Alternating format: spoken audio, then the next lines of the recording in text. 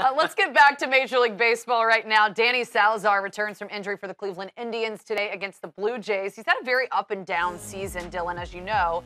Even when he's been healthy, he's got a 5.40 ERA right now. Only 2 starters in the current Indians core rotation have ERAs under 5. So let's go legit or not for this segment. The Indians need to trade for starting pitching. Is that legit or not? You know, when you look on paper, especially with the way some of these guys performed in the postseason last year, which is the biggest stage in baseball, I mean, even into the World Series, guys like Josh Tomlin, guys like Trevor Bauer really handled themselves beautifully. So if they can get back to that kind of form, you don't need to go outside of the organization to fix this rotation and the pitching problems that the Tribe have had. Now, that being said, you see the numbers. Tomlin's been awful. His ERA is closer to 6 than it is 5. Same thing with Danny Salazar. Injured, demoted to the bullpen. These are good pitchers with good stuff. They're just not pitching up to their capability.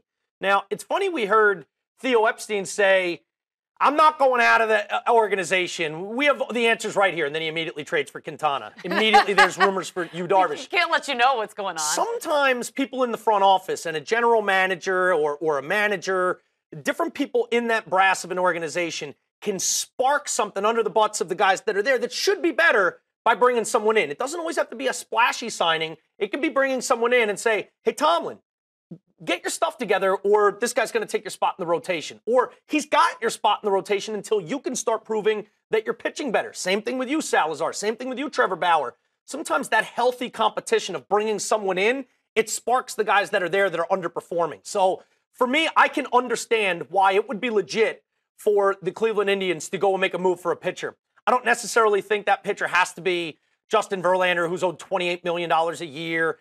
It has to be Yu Darvish, where you got to give up a lot of chips to go get him.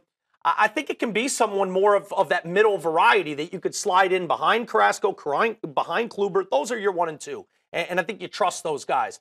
But to kind of motivate those other guys, 3, 4, and 5, now Salazar, Bauer, and Tomlin, I could see them looking outside the organization for that. But they got to be scratching their heads saying, how do you do it in October? And I can't get you to get your head out of your rear end and pitch good in May and June. So there's some issues there, but it'll be interesting to see what they do because they're uber talented. Yeah, they definitely are, and they proved that, as you said, last season. With injuries. It's so weird that it's all mental, I guess, because goes they to obviously have the talent. You can't. It's not on paper. Every year you assume things. It's just going to be the Tribe and the Cubs again in the World Series, and then they're both can't get out of their own way. So a lot of baseball left to play. Interesting to see what some of these teams do that are already good. Do they feel like they're good enough? Do they feel like the answer's in-house? Or do they feel like they got to make a move? Only time will